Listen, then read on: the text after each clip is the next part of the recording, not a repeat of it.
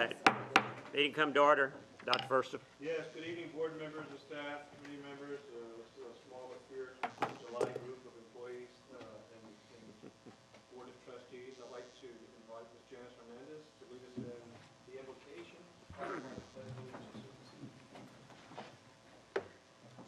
Heavenly Father, we ask for your guidance, wisdom, and support as we begin this meeting.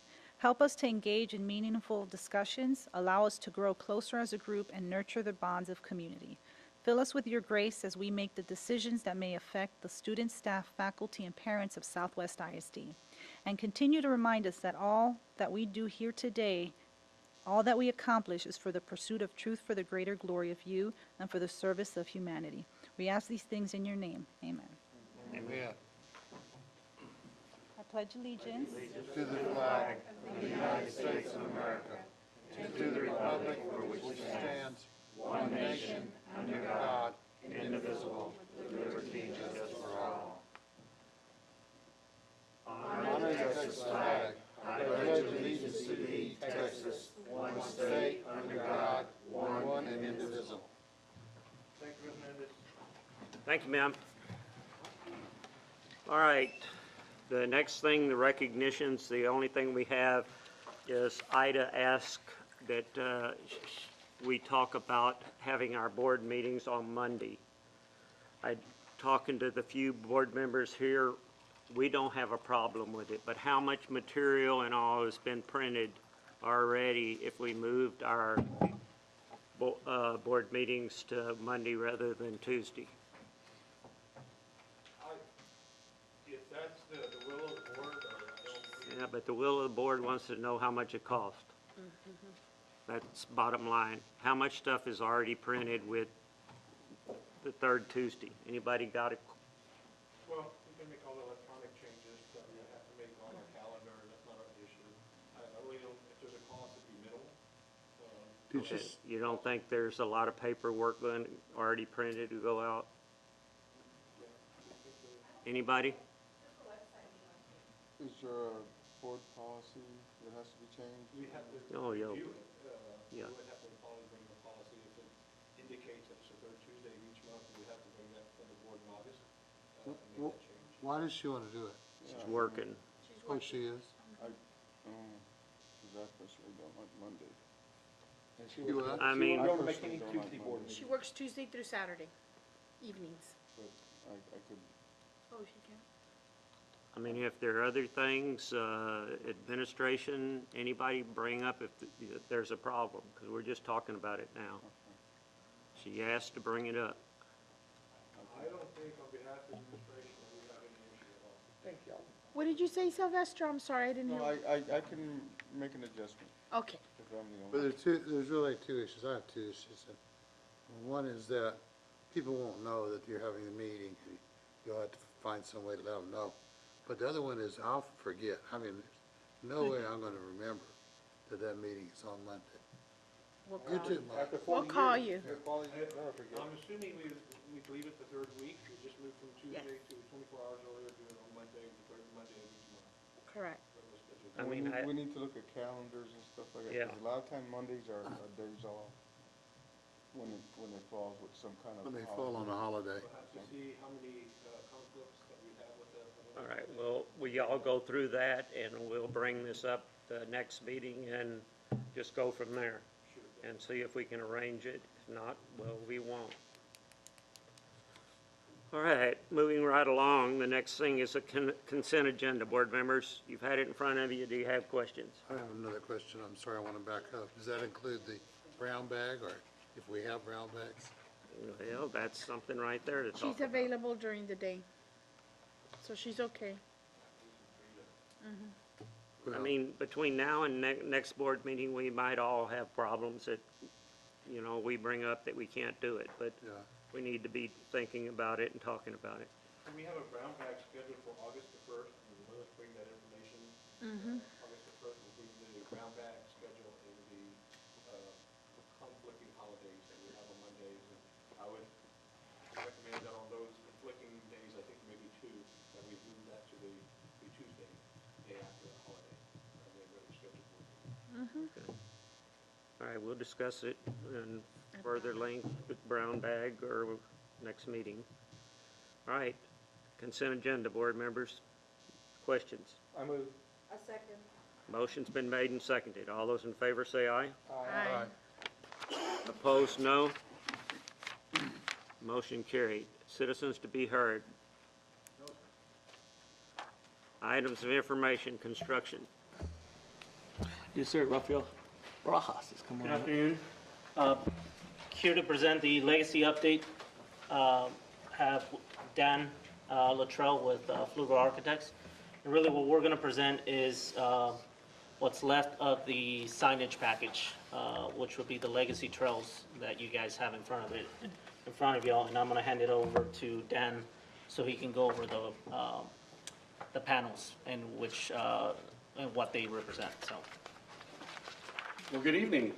If you don't mind, I'll pull up, I've got it electronically so everybody in the audience can see as well.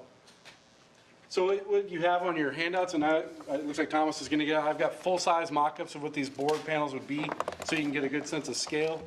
I will let you know that the print quality in your handouts is better than the full-size because our large-scale printer is not a production quality printer.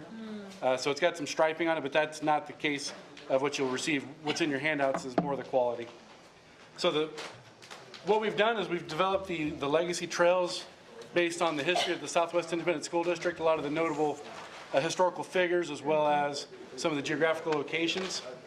As such, we decided, or we brought to you guys a concept several months back where we thought the idea of doing it similar to the Texas historical marker would be kind of an appropriate theme. Obviously, we've stylized it. We've put the Southwest crest or the seal rather than the Texas seal. The size of this is just slightly less than the Texas State historical marker signs. They're 27 inches wide. We've developed them based on a 24-inch module just for cost because that's a standard size for materials that we can purchase easily to have these fabricated. So what we did is we identified from a document that was produced in-house by somebody with the school district, and I apologize, I don't recall her name. We produced the series of boards, and I'd like to give great thanks to Dr. Byram, who actually spent an hour with me one day going over this here in the boardroom. Thank you, sir. I guess it was at the last brown bag. And I apologize, the screen on this side the aspect ratio is slightly skewed, so that's not quite as wide and short proportionally. So we've got a couple of boards, the first two, and again, these are in your handout as well, that just have some text, again, that was generated internally that we've incorporated into a board that just gives a historical outline of what's significant here. Dr. Byram's suggestion that we've incorporated is to locate all that actually on the Southwest ISD boundary. So I made a map that shows the Southwest ISD boundary as it relates to modern today with the roads so that it is recognizable. Also have located all the district facilities as far as campuses within the map. And then the three major crossings, Mann's Crossing, Medina Crossing, and Garza's Crossing. So you can kind of get the relationship of the Southwest facilities to those historical locations. The next board, or the fourth one over, we then extrapolated, or the concept was to do wayfinding within New Legacy High School because of the sheer size of it and the number of corridors and hallways. And instead of calling it hallway E, now it's the Blas Herrera hallway, for example. And so we've correlated the Southwest Legacy trails to the floor plan. So you'll see in your handout, and I apologize, and you can see it on the large scale. We have a stylized version of the Medina River running through the main hallway of the school. And then each of these crossings are major intersections. And then each of the historical figures that are the subsequent lesser hallways are named after will have these signs posted at those intersections. So as you're going through the school, going down the main hallway, you get to an adjacent hallway, there'll be one of these signs posted that you can go see, learn about some history of the district, but then also acts as wayfinding, similar to a mall directory, but ideally we're trying to make something a little bit more substantive and educational. So then the next three boards that have just a single floor plan, those are going to be posted at each of the major intersections that reflect the three different crossings that we just mentioned. So those will occur at the main intersection right in front of the auditorium and the library. As you go down into the academic wing, once you go through the big doors into the academic wing, there'll be a crossing sign there because that's where all the hallways branch out, so you need to get a sense of where you're going. And then the final one will be towards the cafeteria because you go down the series of back hallways to the fine arts. the next series of boards, the next 6 boards that are full-size and the 4 shorter boards, those are the 10 boards that will identify the hallways, and again, are based on the historical figures. And then, of course, there's the Manny Valles plaque that we've been working on. It's just on the same board for simplicity's sake. But what we've done is we've identified a language for signage that can be used and duplicated throughout other facilities. I think we've discussed the idea of doing something similar to this in Southwest High School as we're doing the renovation phases now. So we've tried to develop something that, with a simple change in the name, so in the crest, right now it says Southwest Legacy High School. We could change that to Southwest High School for boards that we'll do, and it's a familiar, repetitive element. Similarly with the idea of the plaque, the commemorative or memorial plaque, if you guys were to decide to do that again in the future, we've got this graphic that I'll make available to Raphael Thomas, your graphics department, whoever needs it, to be able to then duplicate this. Obviously, I'd like to do it for you in the future, but we'll make it available for whoever needs to do it, so that you've got, again, that repeatable, recognizable theme, if you will. All of the text, again, was generated by somebody within the district. We've read through, we've edited it, just done some spell check, some basic grammar checking. Dr. Verstoff reviewed it with me just prior to the meeting. We identified something with the Ella Fisher plaque that we're going to modify. So while I say this is final, it's not, because we've identified that there's a quote in there referencing her handgun or her pistol that we don't feel is appropriate to have something on a school wall. So we're going to edit that just to clean that up a bit. It's nothing too risque, but again, obviously the context. And with that, this is ready to go. I've already made contact with the fabricator that manufactures these. The product is manufactured up in Temple, Texas, and it's a 1/4-inch thick, high-pressure laminate that this is printed and then is coated with a material that it is very, very difficult to abuse or to vandalize. I have a sample of it that I wish I could find to bring it to you guys. That when I first got it, I took my keys out and I sat there and rubbed it very vigorously, and I'm fairly strong, I consider myself, and I got some powder to come up, and I was like, that's not good. And when I wiped it off, you couldn't see the scratches. So this product is very, very durable and vandal resistant. So I sent off and got a quote today just to know, because we have money in the project still. I just wanted to be sure, but when we set the allowance on the project, we hadn't conceived this, and the price quote for this came back half of what I was expecting. So we've got more than enough money within the project scope to cover this. The only catch now is just time frame. They have a 3 to 4 week lead time. Obviously, we're trying to get this done and installed prior to the August 10th or 11th date. So I'm going to call back again tomorrow and see if there's any way we can expedite and get this turned around, put it in their hands so that it can be installed and done by the August 10th, 11th. Certainly it'll be done before students arrive, but we're trying to meet that earlier date. I feel like I've said an awful lot, so if you have any questions or if I spoke too fast, please just let me know. I'll be happy to I apologize. I've got the same stuff you guys have, so let me just run it through it for the audience members. So again, these boards are based on the Texas Historical Marker, and I know you can't read the text on the screen, but you can get a sense of what these boards look like. This is the board that represents the district boundaries and relates all the historical figures. I'm sorry, this one relates the district campuses to the historical crossings. I apologize again, it's not very good to see in the audience. These are the 2 floor plans. Again, you can see the blue represents the Medina River. All the green icons that are a little bit muddy from that distance represent the historical figures, and they're located such that, and again, working with Dr. Byron, we identified which figures are more appropriate to which crossings. Unfortunately, we had more hallways at crossings that had fewer people, so we had to be a little judicious with that, just to make sure that every hallway was properly. Are those ours? Those are absolutely yours. Can we show them after? They can stay with Oh, absolutely, absolutely. So what Brandon was just asking me is, I've got full-size prints on the floor that we'll leave behind. These belong to you guys now. So Brandon's saying you guys can look at it afterwards, so we'll leave them out. We appreciate all the hard work on this. Oh, it's my pleasure. One thing about it, our students should already know their Texas history by just walking the halls. That's right. Maybe we can get them half a credit by learning. Well, even though I didn't generate the text in there, I did read it, and it's fascinating. I had no idea. Pardon me. Everybody knows the Alamo. Everybody knows the mission. Those are internationally known. But just the history that you guys have right here in Southwest ISD is phenomenal to me. My dad has one of those Texas historical marks that says, on this date in 1861, absolutely nothing happened. You guys can't say that here, so. Anyhow, so that's, like I said, I can run through them very quickly. I've got an additional handout for anybody that may want one. I don't need to take one back for myself. I've texted myself what our comments are. And then this is the iteration of the Manny Valles plaque that has the brief bio and then the first main stanza of the poem, The Dash. Now, this will be cast aluminum, it'll be outside. This is the only thing that'll be different. It won't be that resin plastic that the rest of the interior ones will be, and this will be mounted exterior on, at that center part of, in front of the ticket booth that we talked about. This plaque actually does reflect what I kind of mentioned early on as far as creating a language that can be used elsewhere. And the seal, where on all the other ones for the Legacy Trails, says Southwest Legacy High School. You can see this one says We Are Southwest, and the curved text around the seal, around the district logo. So again, I've made sure that it has enough characters to pretty much cover anything we could throw out. If you had a really long name, we might have to try to figure out how to shorten it up a bit, just because the text gets really compressed. But again, we did work to try to make something that was, again, repeatable and hopefully something that you guys would enjoy using elsewhere. The only other thing I'll just mention is you can see every sign, with the exception of the Manny Valles plaque and then the four at the bottom, we've standardized the size.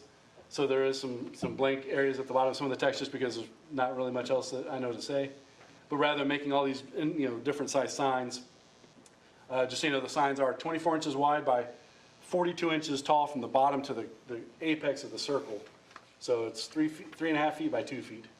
The smaller signs are 2 feet by 2 feet square if you were to carve out the little rounded top.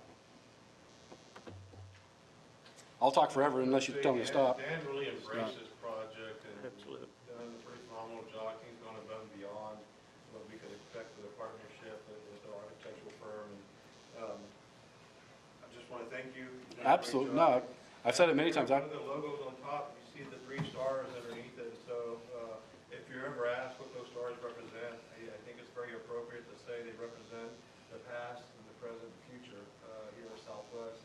Because we do celebrate, we do remember our past, we celebrate our present, and we look boldly toward the future. And so I think that, I don't know if Dan meant to do that, but I think. And I didn't. I appreciate you saying that for me. I forgot. I think that's really a great representation of that, because I asked the question, what do they represent? And I think somehow he arrived at that we need to have 3 stars, and I think it's very appropriate. But Dan did a great job. Thank him so much from Southwest ISD. We look forward to the final project on the wall. Thank you so much. Absolutely. Absolutely. We want to. Okay, and now to move on to the next construction update, we're going to get the Southwest High School Phase 1 construction update. I didn't bring a PDF for that. They have it all in. Okay, great. So we're obviously right in the middle of construction for the Southwest High School Phase 1 renovations. As you recall, that was the cosmetology lab expansion and the deletion of the culinary arts lab, since that's moved over to Legacy. It also has some renovation scope and some showers just to bring them up to accessibility compliance. Also has the bullet-resistant security glazed entrance vestibule at the front door. We are building a new reception desk with a back wall that has the same type of signage that Legacy has for that consistency and continuity. And then it has a new attendance office right off of the attendance office, or a new attendance office right off the main office, so that you don't have to go across the large lobby vestibule. Consequently, we're going to convert what is currently attendance to the school store. And where we're building the attendance office, all those display cases have been moved over to the opposite wall, which would be a good place to display, obviously, trophies, but also some of the school store merchandise, since the school store only has that little roll-up opening. So it may, one of those cabinets may be appropriate for, the T-shirts and things that are sold, so that you can see it and then purchase it right next door in the main lobby. So parents or anybody who needs to purchase, wants to purchase something from the school, they don't have to be led all the way into the school building like they currently do. They can do it right there in the lobby. So the contractor on this is a new contractor to Southwest, only because they're a new contractor to San Antonio. But that doesn't mean that they're new to construction. It was founded or started by several longtime Joris employees who left Joris and started Marksman. We've worked with a number of these, the people that work for Marksman, they've actually done work for Southwest ISD, and they're doing a phenomenal job. These guys they're going at it very quickly, very efficiently, and very methodically in the sense that we're not dealing with RFIs and they're saying, well, that's not covered. These guys are really doing a great job. So, the construction started on June 5th when school let out, with the substantial completion date of August 11th for the majority of it, and then August 23rd only for the things just because of the photo finish that always happens with summer work. As of the last pay application, which was through the end of last month, so 12 days ago, 10 days ago, they were 15%. But don't let that number scare you. These guys are moving quickly, and a lot of that was spent in demolition and getting ready for the new construction. So it was a small crew that was able to work.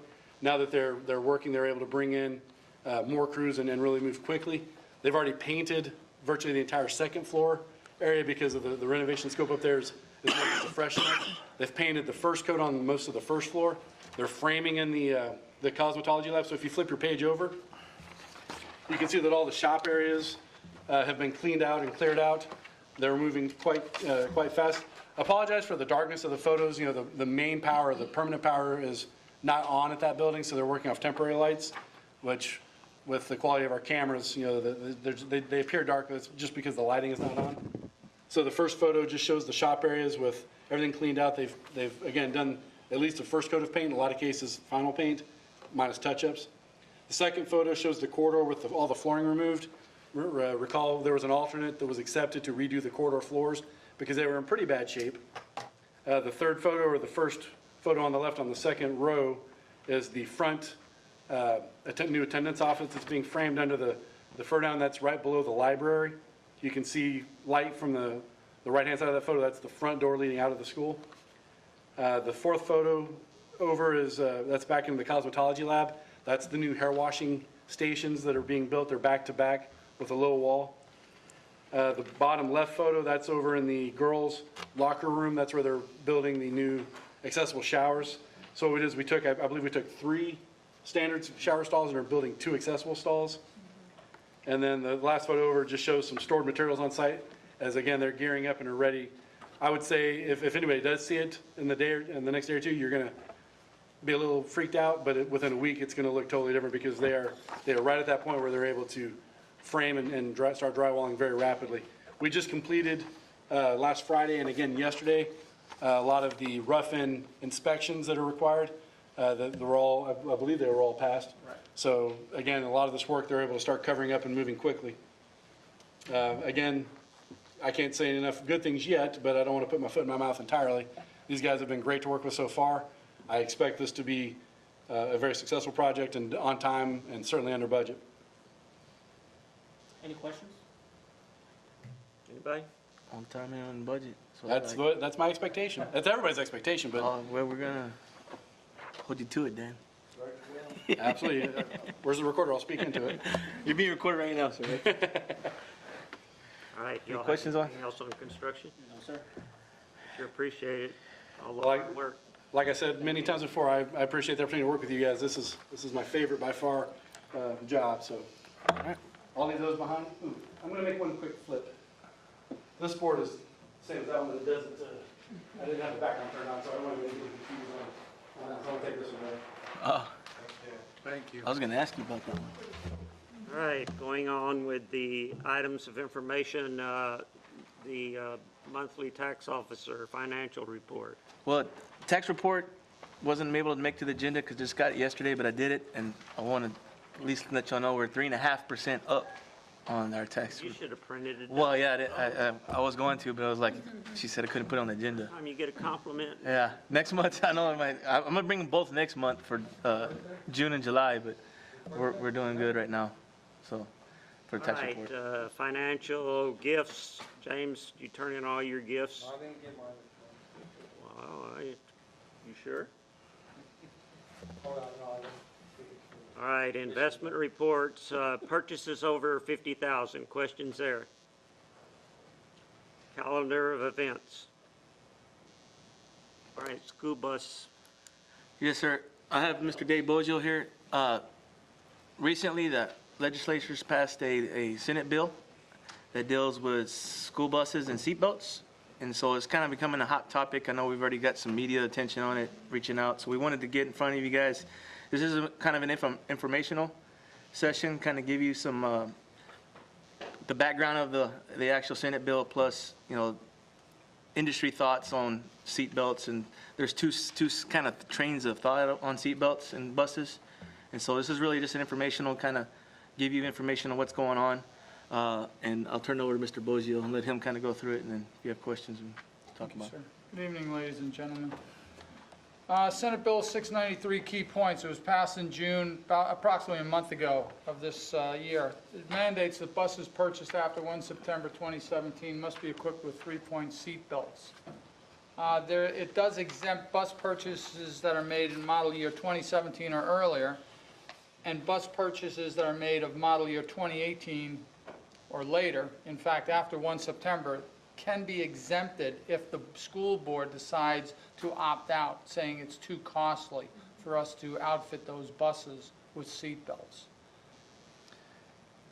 The issues that we see, we got people coming down on both sides of the line on this. We have the American School Bus Council says, and most National Highway Transportation Safety Board says school bus is the most safe manner of transportation for our kids. There's statistics on the right side there, talks about comparisons of youth fatalities during school traffic hours, teen drivers, 57% death rates versus kids on school buses, less than 1%. Why is a bus considered to be so safe? It's a tank, essentially. It gets hit, the other guy comes up the loser. But the buses, because of their construction, they distribute crash forces differently. People barely, you see crashes on our buses, kids barely, what happened? Did we get hit? But the key, again, another part of the key is the compartmentalization aspect. With high seat backs, tight seating areas, kids, there's no travel room, and as long as they stay within that compartmentalized area, there's not any tossing around, so they're considered very safe. The considerations with this bill, there is no federal mandate to install the seat belts. Several years ago, the state mandated, or actually wanted seat belts put on, provided money, but nobody bought into it. But in this case now, they're not putting up any money. The feds are leaving it to the states. Other issues are fatal school bus wrecks are very considerably rare. Since 2004, there's an average of approximately 4 to 6 children who are killed on school bus. Again, depending on your source, you'll see different numbers that vary slightly. However, compartmentalization doesn't work in all scenarios. Sir, is the 4 to 6 kids in the state or in the country? No, this is in the country, ma'am. Okay, wow. Money is an issue, as it always is. So what are some of the more thoughts on it? The addition of seat belts will make buses safer, but again, will not save everyone in a bus accident. There are situations where seat belts may imperil passenger safety, getting kids out of the bus in a safe manner if they're belted in. And clearly, bus crashes involving kids are an emotional issue. No matter how many kids die, it's too many. Considerations. Perception is perceived by some to be too costly for a what-if situation. Low fatal death or crash rates. Do we put all this money into this situation? To install or retrofit 3-point belt systems, the cost range per bus from $7,000 to $11,000 per bus. The other consideration, outfitting new purchases as we bring them into the district versus outfitting an entire fleet. What's the right thing to do? The considerations on behalf of our organizational people, the drivers. Enforcement issue for those who don't or won't buckle up. Certainly it's a tough thing to enforce. How do you get the kids to do it? The training time. Replacement costs when they're damaged. For instance, kids they'll carve up our seats. The seat belts may be something else that gets carved up, so we have replacement costs there. Lawsuits, we know that every time you turn around, somebody's trying to sue somebody. So if we get the seat belts on some of the buses, will somebody come after us if somebody isn't belted in another bus? Or what if the kid isn't belted in on a bus that has seat belts? Again, the surface some people have talked about traffic citations for drivers that don't have kids belted in, just like in your own car. We very rarely see police stopping buses, but they do stop them.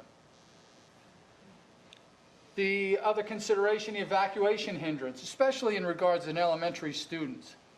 In case of a fire, which there are frequent cases throughout a year's time where buses catch on fire, authorities consider a 2-minute evacuation time to be the standard in getting off of a burning school bus.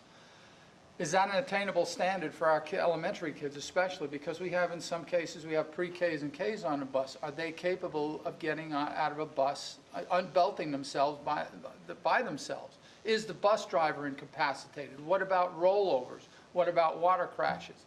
Do we need to consider aids on some of those buses? So some of the school districts in the state have already taken action. Some of them are still. This is a thing where people districts around the state are considering their actions. Austin ISD has been retrofitting model year 2009 buses with 3-point seatbelts. They also have aids riding some of their buses that have higher density younger kids, pre-Ks and Ks, and on some longer routes. Dallas County Schools in 2009, they got a TEA grant. And they retrofitted all their 2009, and I'm sorry, in 2009, they retrofitted all their older buses with lap belts and began purchasing from 2009 on all their new buses with 3-point systems. They have a 2,000 plus bus fleet that is now completely outfitted with belts. However, you know, you look at it, a great deal of them have the lap belts only, which is in accordance with the law. And finally, Houston ISD, which is the sponsor of this bill, is actually from Houston. They began purchasing new seatbelts, new buses with seatbelts in 2015. However, they only have, according to the story I read, the report I read, only half of their bus fleet is outfitted. So there's different ways to skin this cat. Several districts are getting it done. The end state. People are talking about, okay, districts are going to have to start looking at what they're spending, what they're buying. Buy less buses, make sure you outfit those buses with seatbelts. Cut back on other purchases. One story, you know, they're looking at, okay, we spend all this money on athletics and other things. Do we really need that when our child's safety is important? So it's a consideration for this board. Where are we going to get the money, essentially? We're suggesting that we continue to investigate. We're not going to make another bus purchase till the next bond. So we need to be looking at it. I need to be investigating and keep you informed on what's happening, what's the thought process out there, what's working, what's not.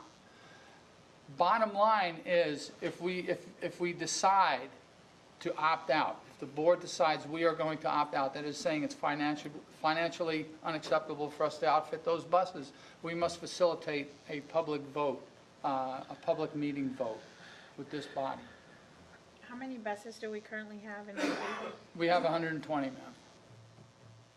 So the actual law is for future buses purchases. So they're not, in the law, it's not making you retrofit your old buses, but moving forward, when you purchase your next bus after 2018, so 2018 and older, or newer, the law states that they're requiring you to put seatbelts on buses unless the board Opts out. passes a resolution to opt out. So they're kind of putting the onus back on the local government. Yes. Public meeting vote, is that?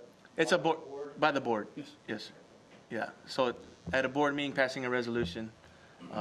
And so that would be, we currently just purchased our last round of buses for the bonds. So we're kind of, we're good for now until we decide when we're going to purchase our next bonds, but we would probably need to make a decision.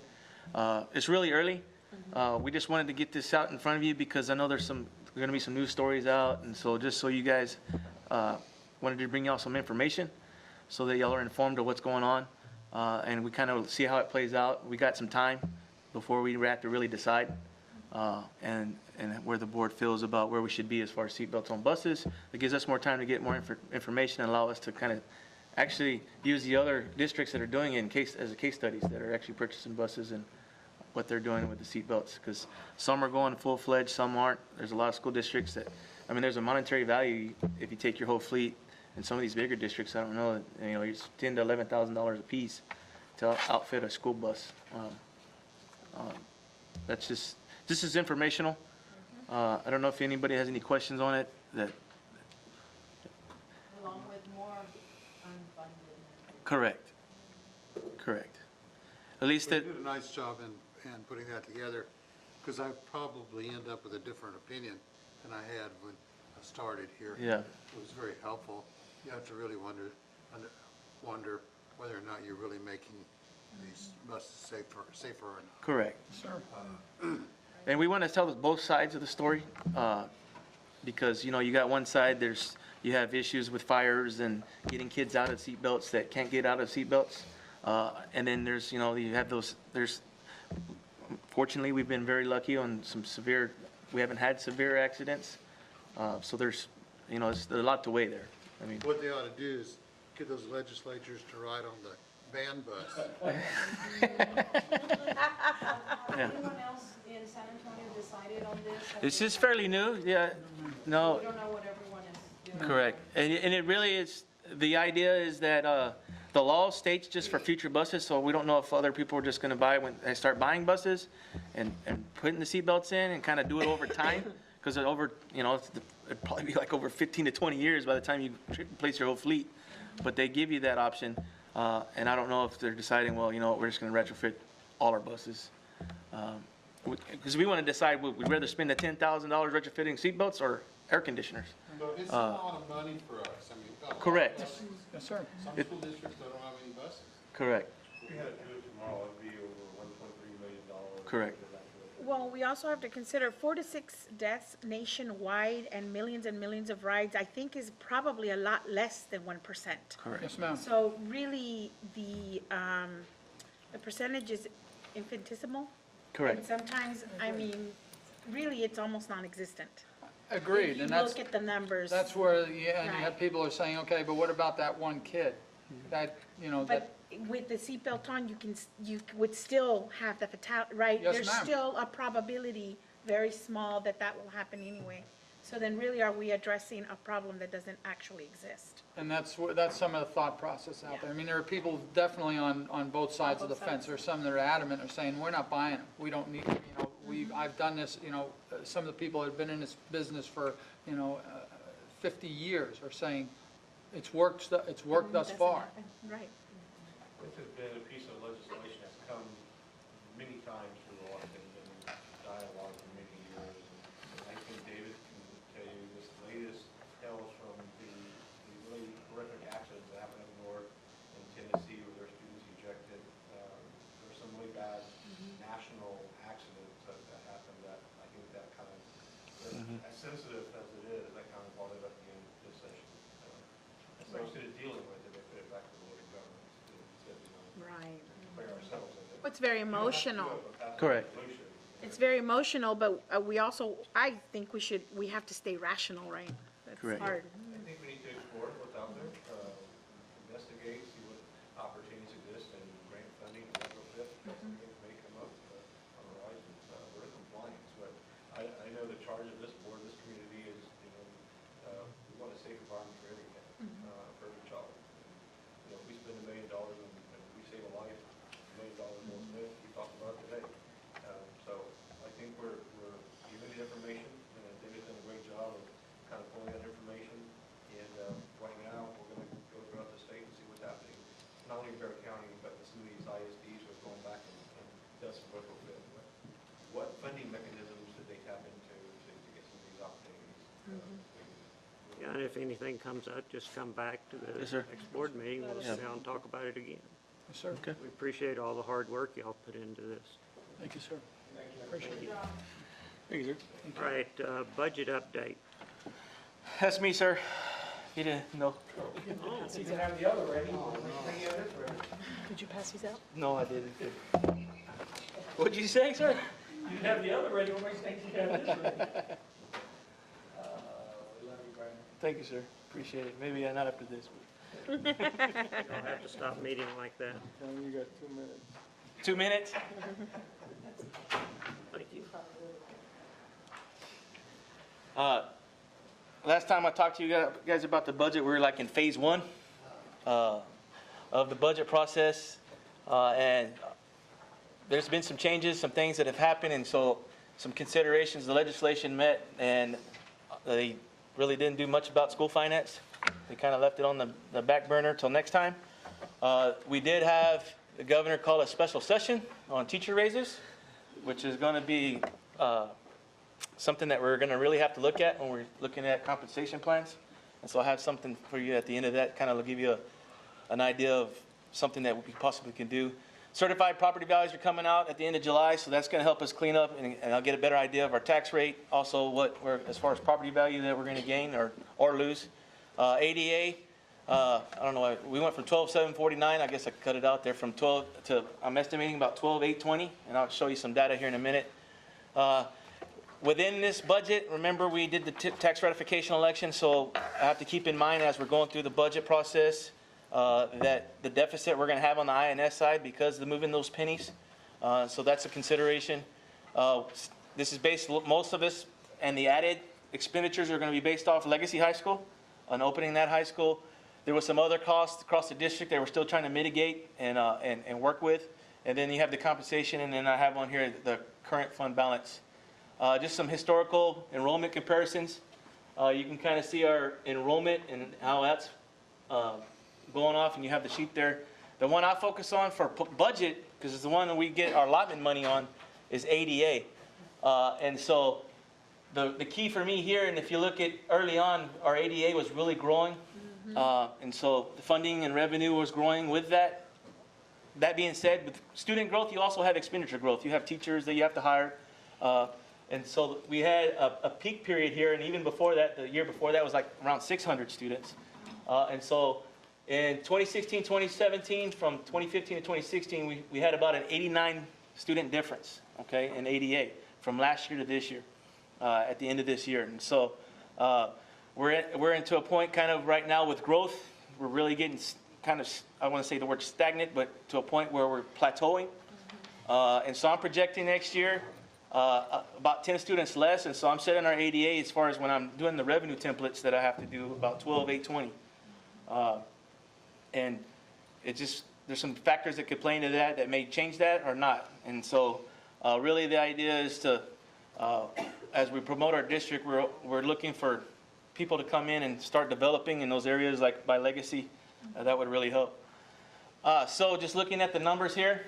So 16, 17, this is this school year. We have our final numbers in, and so this year's state aid and taxes that we're receiving is a $111 million. You have to remember in 2015, 2016, and this is where the TRE came in, and I wanted to make sure I explain that again. In 15, 16, we had a big bump in our tax base because we had about $10 million added to our M&O taxes because Toyota came back on our books. And so we had this huge bump. This normally was about 103, 104, 102 actually. And because we got an extra $10 million in M&O taxes because they came back on, last year's revenue, or 15, 16 revenue, was 112. Well, we were going to make, without the TRE, this number would have been like 104. And so we were going to have a huge, because the state realized that we made all this extra revenue on taxes, and they were going to adjust us. And so that's where the tax ratification kicked in, and we've made that money that we thought we were going to get. So we went from being at 104 to being at $111 million, which was really good because that's extra revenue that we picked up. So projecting next year, because last time I talked about the Austin yield and how we took advantage of those pennies, that's going up, and so we're actually going to generate even another almost $4 million. So we're seeing our revenue go up because of those pennies and because of the TRE, and so that's really good news. And then you have our INS down here. The caveat is our INS now. Our debt payment this year in 15-16 was about $20 million. Our debt payment this year is 16.9. So we bought in about 14 million for our INS payment. So we're going to be short, but we have INS fund balance to cover that. Next year we'll have to use M&O fund balance, and that was part of the plan. And so next year we're projecting about 14.1 is going to be what we bring in taxes and state aid, and our payment's going to be right at 17. So we're going to be around 2.8, where we're going to have to use M&O fund balance. So just want to leave that, make sure you understand that. And this kind of shows you that shortfall here. This right here, I put 2.7, but this INS shortfall is being made up by some investments that we had in our INS, also our INS fund balance that we had left over from previous monies that we had made off the INS. And so we're able to cover most of that with our INS and don't have to worry about any M&O fund balance. That won't be the case for 17-18. Reasons for revenue increase, I kind of just went over them. Austin yield, our property values are looking to grow as well. They were projecting back early on about 80 million, but there's a lot of protests and they're still working all those things out. And so it'll fall somewhere between, 40 to 60 million probably. Ripping us off. There you go, sir. I need it, but you don't want it. So ADA increase, and then there's some CTE programs. There's some other programs that we're looking at, some growth that may cause the revenue to go up. That's just going over the revenue. So overall, our tax levy next year, we're looking at about 36 million based on our property values that are projected. The foundation program, which is our state aid, is around 79 million. And then other revenue sources, this is where we have MSB that kind of takes care of our Medicaid, some investments that we do. And so we're going to raise about another 4.5. So a total overall of about 125 million is what we're looking at, which is up from 120 in this fiscal year. So you're going to see some growth there with some extra revenue. So that's really good because we need it. Legacy expenditures. After it's all said and done, we've staffed legacy. We put in and projected out all our utilities. And this is kind of what it's looked at. Our professional staff, this is mostly teachers, is about 1.5. We've kind of got that down.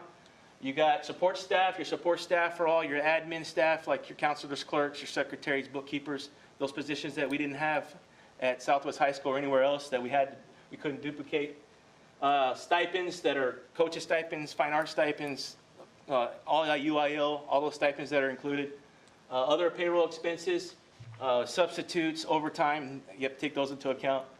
Utilities, insurance, and then some fixed costs that Legacy has to take on that because they're a new campus, they have copiers and those types of things.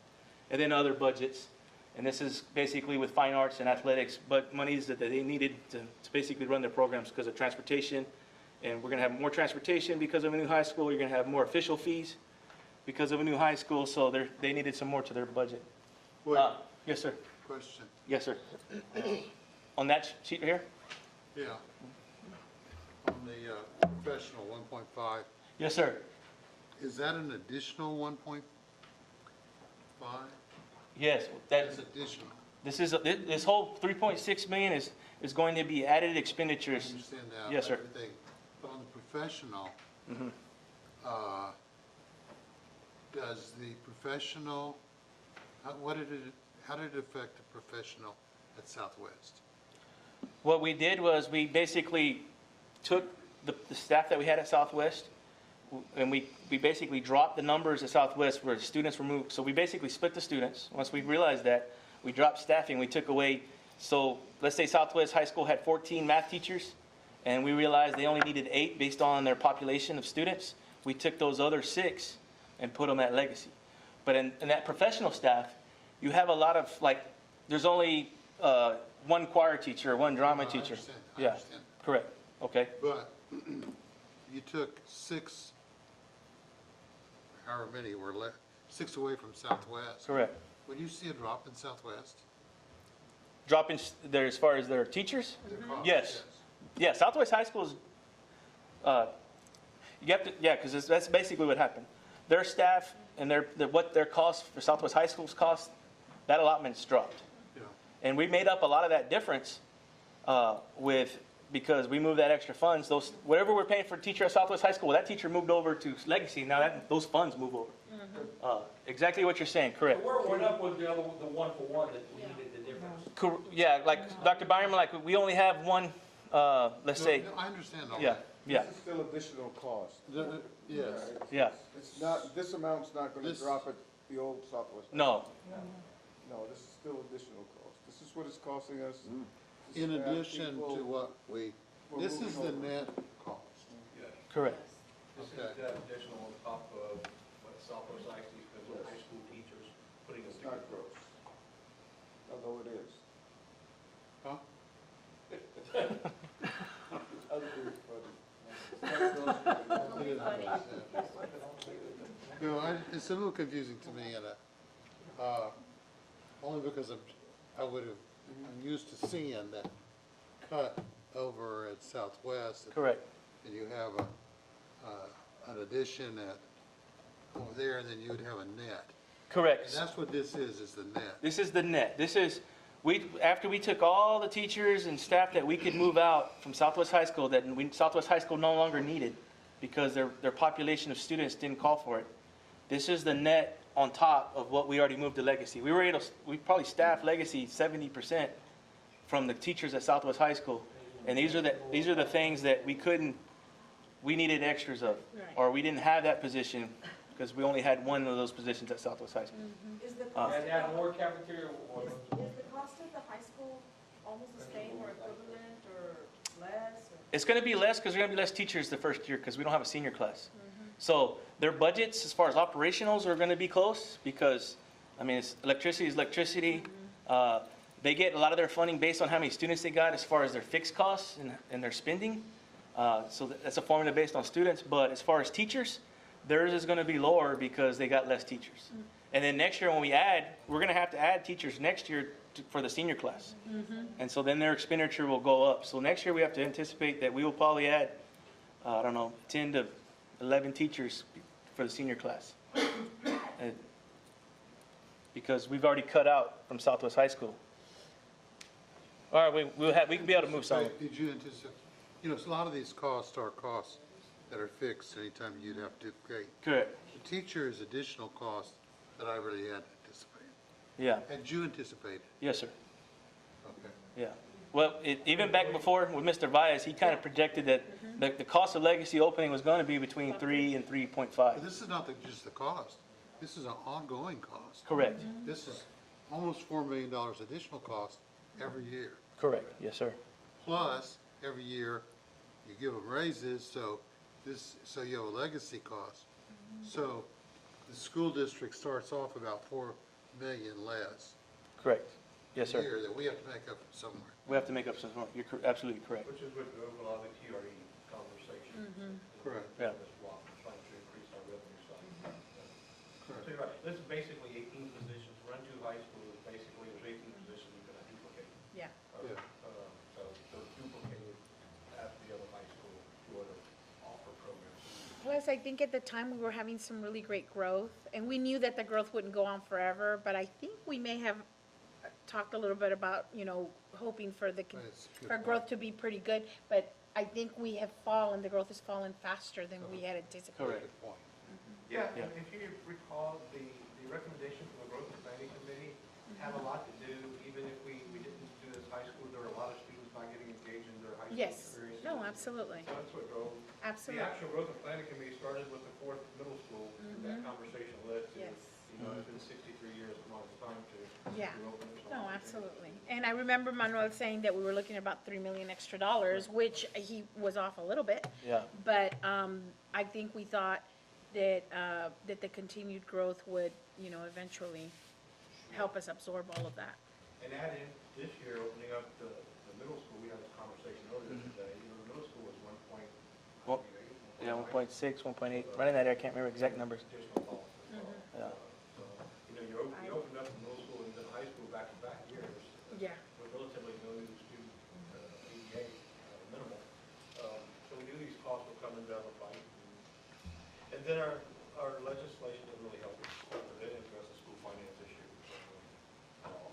So kind of where we are right now. And the growth in this area is really a roller coaster of a ride. It's, even though they're pretty close in determining. You go Yeah. back to Eagle Forte. Yeah, that's what it is. It would hit 400 from 1 year, to 550, went to 650. Then, of course, when that evolved, the market, when it kind of dissipated, so did our growth. Yeah. Went right along with it. So, Then we have the charter issues in Yeah. the backyard that are another choice. We have to be competitive and bring other choices for our students in the Community One state in Southwest ISD. We think that side of our district within 4 or 5 years is really going to take off. There's a lot of movement going on. I hear the preserves at Medina is going to break ground. Finally. For a while, but For real? I heard this at a meeting in San Antonio. There's a lot of housing going on right next to A&M. Yeah. University of Texas A&M. And so those are things. We keep hearing about Toronto, ADJ. Depends who you're asked. They're breaking ground in Toronto. to kind of keep going. There's some other district expenditures that I'm still working through to find ways to mitigate these. But right now, this list was actually like 1.4 million, and I've got it down to 368,000. So we'll keep working, looking at budgets where we can have some savings. And so there's like 2 teachers that aren't accounted for that are over the allotments, and so those are there. That's 165. Special ed teacher that we have to add at Elm Creek because we're going to add a PPCD at Elm Creek, a digital records clerk, a mail clerk at distribution, and then a pre-K coordinator. And so we're still working those out, try to find funding for some of those, and also mitigate some budgets to get that 368,000 down. So what that looks like as far as draft budget, if you look here, and total budget for 16-17, which is this year, is 115 million. Our budget expenditures, if you look at just adding those legacy and that 385,000, is about 120,620. And so what we need to look at here, that's actually wrong here. Oh, that's last year's. I'm sorry. I was like, those don't compare. I thought I was comparing revenue to expenditure. That's right. So with TRS on behalf, that's about $125 million.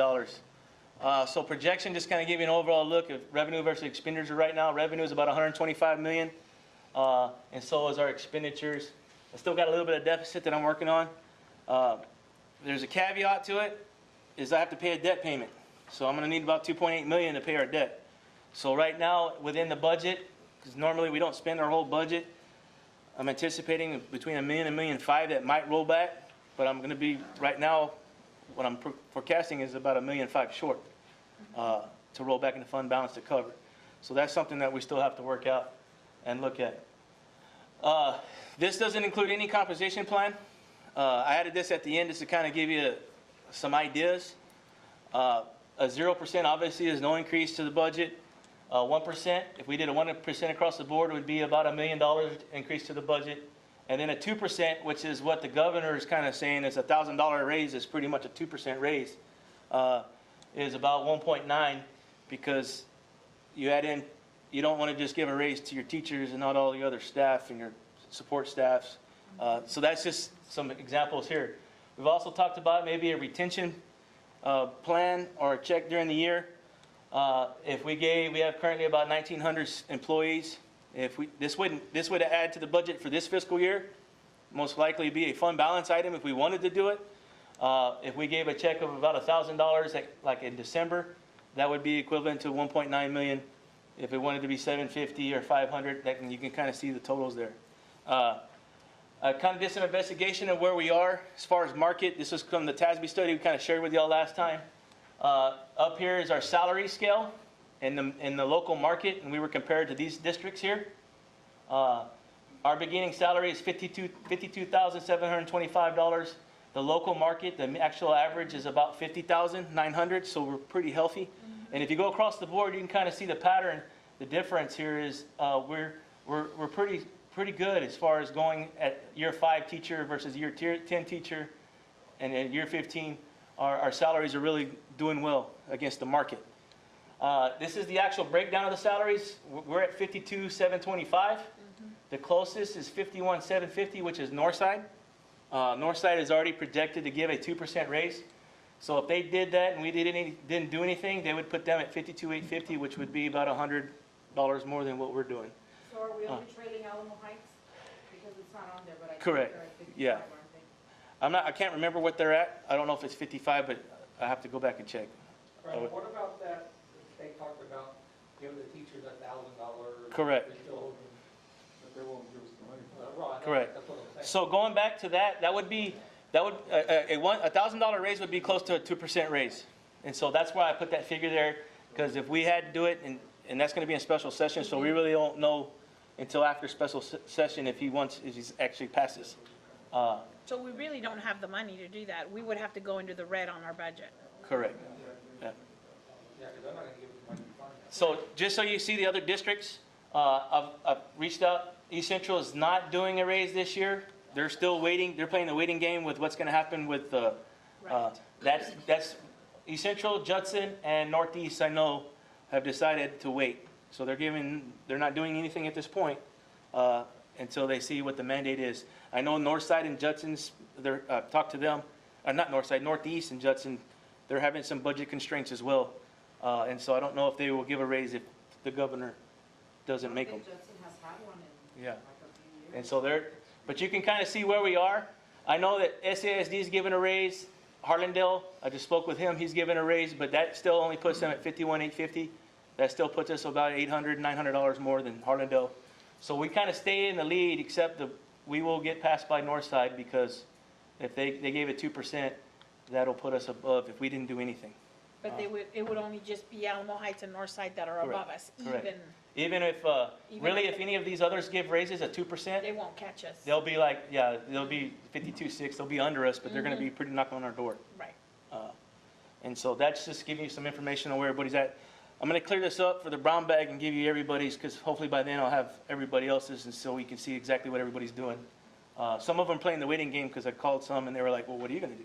How long are They they wanna gonna tell me. wait? How long would we have to wait? I mean, Well, Days after July 18th. yeah, but we can pass a what's it called, where we can go back and change it? We Correct. don't touch our budget to the last Friday. yeah. So we have time. Correct. So I'll be running scenarios, and then we'll have a better idea of what he's going to do. And so pending final salary and employment cost figures, basically on what the special session is going to do. We'll still look at other requests, continue running the cost savings analysis, trying to find ways to mitigate some of the added staff and expenditures, also working on the revenue, so. Can you go back to the 2 slides back to that part right there? Correct. So this is one of the considerations. If we can get pretty close to the balance, this is going to be the one area that we're going to have a conversation about. What's the direction and will of this board? It would be a deficit budget, no matter how we slice it. If the governor does put forth the unfunded mandate of $1,000 raise in our district, of course, he just wants it for teachers. In our district, we've never done anything just for a category of employees, so it would be inclusive of everyone. If he does mandate it, we'll probably come back and make it a fund balance item. Most likely, under what's called a teacher retention plan. We did this a few years back, where we do a one-time retention compensation to meet the compliance of what the state is telling us we have to do. But it doesn't add to the legacy cost, what Keith was talking about. It leaves us up competing within the top 5 ISDs. We don't know what the other ones are doing yet. And we still meet that compliance issue. Normally, we do that around December, mid-year, to make it at least a morale booster. The bottom line is our health insurance. If you are an employee who have health insurance for a spouse or for a child in this district, you are going to definitely work more next year and make less money because the health insurance that we have in QRS Active Care is skyrocketing. There's no relief for that site yet, although we understand by September 1st of 2018 that all the districts with 1,000 employees or more are going to be kicked out of QRS Active Care, which is what we've been asking for. We'd rather take our chances in some other volatile market. So our employees are not going to be sitting in a pretty position this next year, because I would say, I don't know how many have family or spouse or child, but those health insurance premiums have just tremendously gone up. It's a sad story, but this is Texas story right now. It's basically the type of support that public education It's pretty is much getting from our across the legislature. line, isn't it, in a lot of different areas. I know it struck us really hard with, one of them, I think, but, insurance just skyrocketed. It did for us Yeah, too. it's hard to hear that some folks who work for SOLA, for example, pay $7 for their insurance a month, and we have people who have to have family because of their issues, they pay $2,000 out of pocket a month. It's just pretty incredulous. We are talking as superintendents to put our collective buying power together and create a cooperative that we can kind of market out there and see if it's support that way. We've actually had a broker come speak to one of our superintendent meetings. So that's the exploration that we're doing. We're also talking about at Southside ISDs about how we can kind of pull together and see if we can reduce our premiums. All that takes time. It's not going to happen tomorrow. Going into this year is going to be a bleak health insurance picture for our employees. Figure out how to get out of QRS. Sir? First, we gotta figure out how to get out of. Yeah, that's the problem, is how to get out. We thought they were going to take up legislation to mandate it, but apparently no one wanted to touch it. To kind of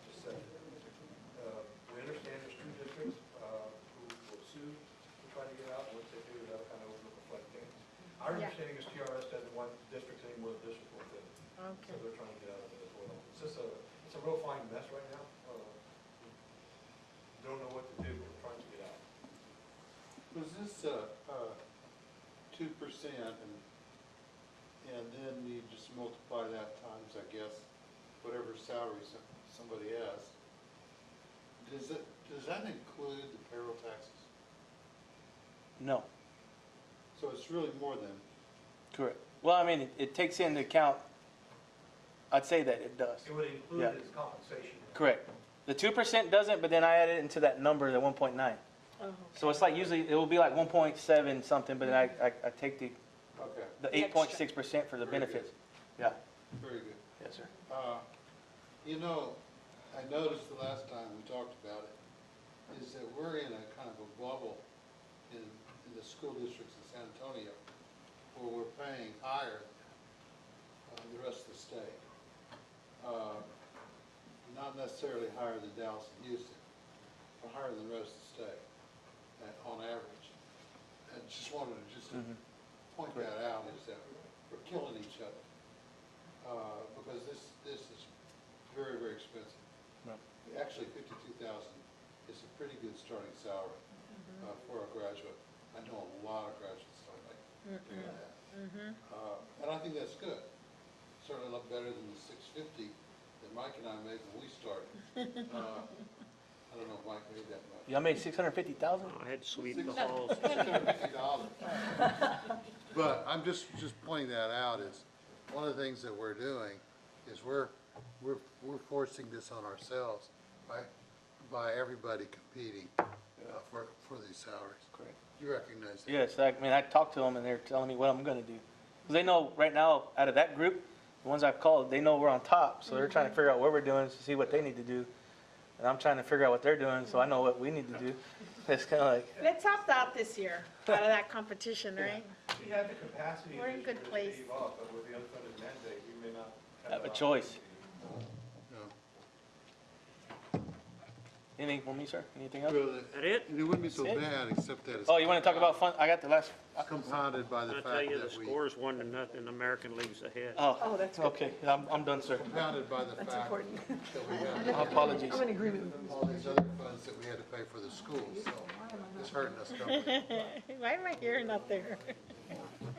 All right, going down to item 7, superintendent's, consider TASB Board of Directors endorsement. Yes, I don't know if Mr. Voss wants to speak to this, but I believe that's correct. Yeah, she has no comment on it, you know, it's a pretty good thing to do. And, two people don't have to, the other we don't endorse, people. It's an automatic appointment done most times. Yeah, so, yeah, I'm on board, it'll look nice. It's like turning neighbors. So someone wants to make a recommendation to endorse for initiative. That's what we You need it? Second. Motion's been made and seconded. All those in favor say aye. Aye. Opposed, no. Motion carried. Item 8, Human Resources, draw the line, respect the teen pregnancy. Yes, sir, we have Valerie Maldonado, yes, we do. Director Maldonado. Director Maldonado, we do. I don't need it. Okay. Do any of y'all need summaries? I know we spoke about this last month, we gave you all that information. Do any of y'all need extra summaries for Draw the Line, Respect the Line? I have a question, is the information we're voting on the new plan or the same thing we have been doing? I can't remember. The new one. The new So we're doing Work the Wait presently, Okay, but we want to transition to Draw the Line, Respect the Line. And really for a few reasons, because of sustainability, we have to send our teachers to Temple to get trained. Draw the Line, Respect the Line is evidence-based, Work the Wait is not. So I wanted to just let you know that and see if you all had any other questions. So there were a few questions asked last time, and I know one of the issues was, that I think Mr. Dolkin wanted to make sure that this was an opt-in and not an opt-out program. So could you Right, address so parent permission would be required. They'd have to sign the permission for the student to attend class. Another question you all had was about other districts or other schools who are implementing Draw the Line, Respect the Line. And there are actually, I believe, 7 or 8, East Central, Northeast, South San, looks South good. Side. No, that's okay. SAISD. Harlandale. So I think I named them. those traditional, there's 7 or 8, so 3 or 4 we don't use at all. Right. But Northeast and SAISD being a couple of big ones who. And the do feedback implement we've that. received from parents and students as well as administrators is that it's been very positive. Some of these school districts, at least 5 of them, have been utilizing Worth the Wait for over 3 to 4 years now. And so even North Side, that just began implementation this year, they reached about 11,000 youth and just had a handful of parents with concerns. By the way, this is Jennifer Todd from UT Teen Health. That's another plus if we were to transition to draw the line or spec line. UT Teen Health would be there to help support us. They would provide the materials, they would train our teachers, they would help us train a trainer so that way we could have training within the district. So, yeah, those are really great. That's all the information I have. Any other questions?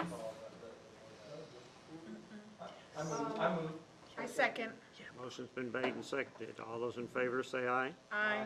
Opposed, no. Motion carried. Thank you. Thank you. I know. Item 9, Yeah, business, what do we got Mr. Dawkins with you?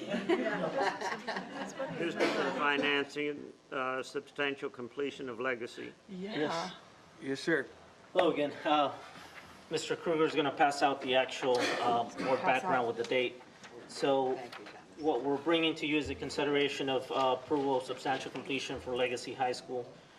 Joris General Contractors was awarded the construction services by the board, and now the project has been completed. The certificate of substantial completion has been issued by Pfluger Architects with the date of Friday, March 31st, 2017. And this includes the Academic Building 100, the Athletic Building 101, the CTE Building 102 and 103, and the Concession Building 104. The only ones that will remain will be the ticket booth and the press box, because those were started at a later date.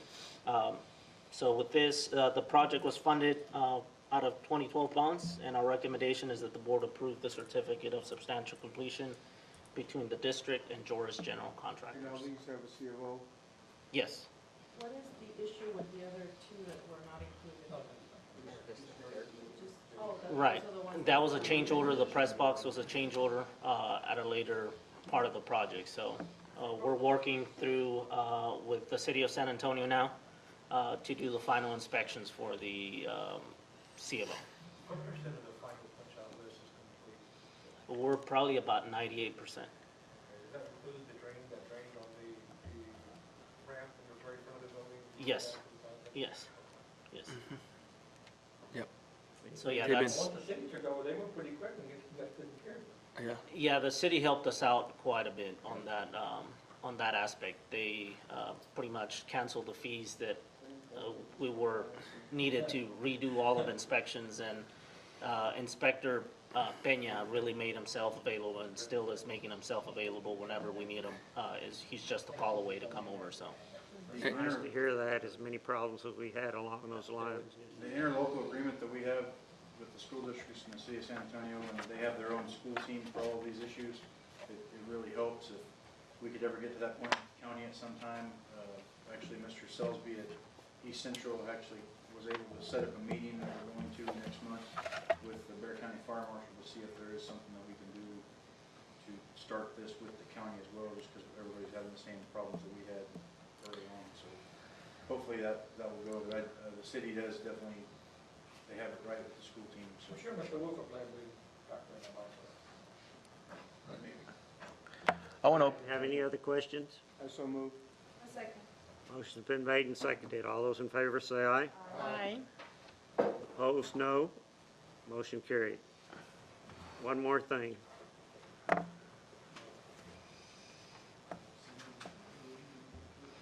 reminder to this great board of trustees that Dr. Shea and I will be out next week.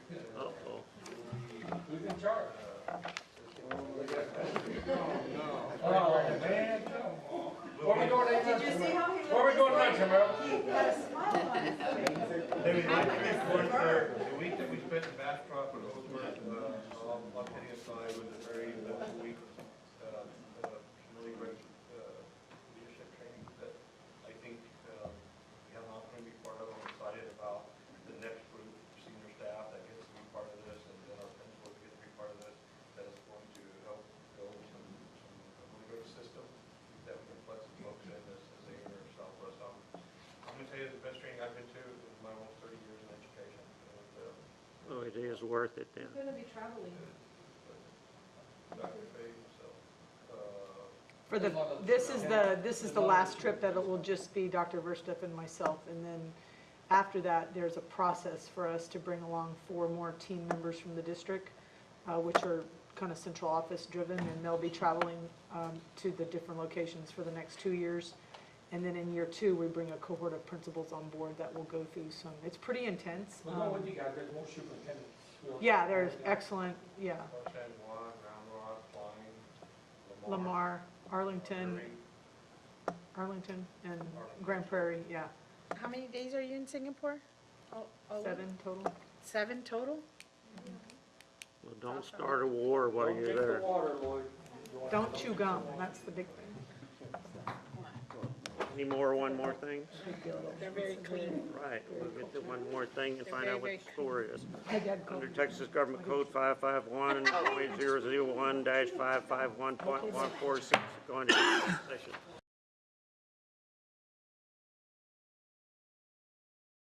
All right, we're back into regular session at 7:45. We go back to item 9, superintendent's recommendation on personnel. I move we approve the superintendent's recommendation on personnel. I second. Motion's been made and seconded. All those in favor say aye. Aye. Opposed, no. Motion carried. 2 more things, sir. I have one more. I want to introduce our new director of career technical education, Ms. Elijah Battle. The other thing is, we're dissolving her position, so she's going to have to work extra hard. But Elijah, we have James. complete confidence. She's built some really great relationships with a lot of entities throughout San Antonio. And like all of us, when we start something new, we have a learning curve, so we're all going to be here supporting her and learning from her. And so that's good things coming out of the west, and should be here in the future. And that's a really great thing for us. So that's all we have. We have Somewhere here, look, it'll tell you where, say secretary. Our board And then turn these back to see if it says secretary. Some of them do, some of them don't. Encourage you to get some opportunity to get away this summer. We have a lot of work to do as we come back and start school in August. Yeah. So, Can we have dates that we need to have on our calendar as soon as possible? Or are they already on there?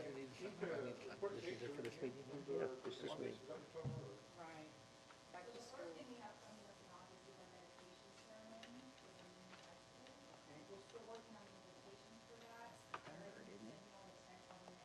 And that's still August 3rd.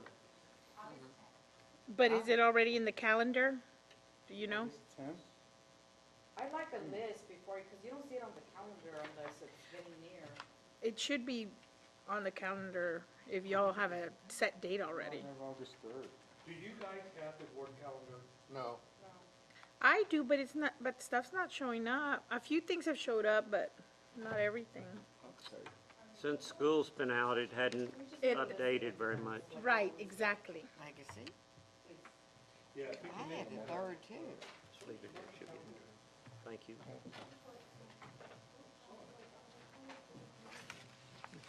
Of course, my phone was lost in 200 acres, so I You don't lost know. your phone?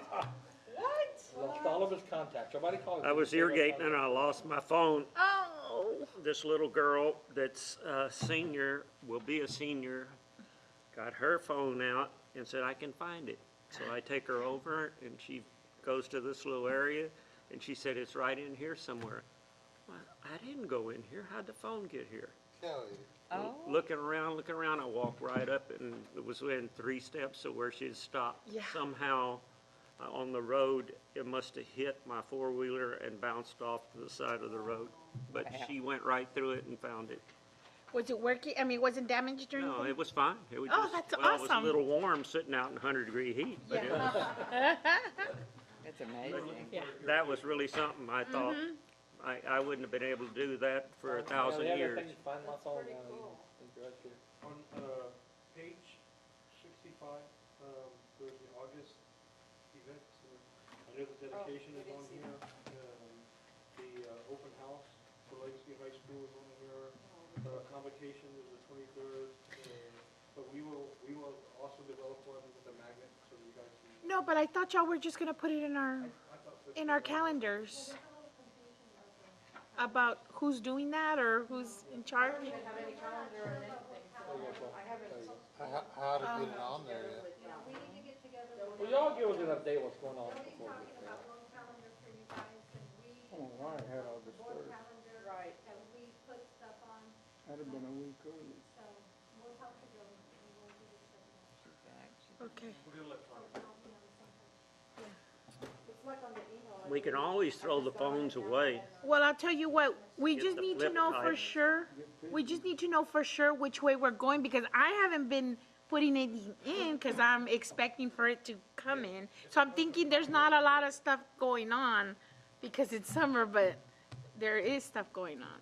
So y'all let us know either way, so we can make sure that we stay on top of it, if we're gonna have to do it manually ourselves. Cutting the budget. Does it cost enough? That's it? That's it. Let's go home. 7:50.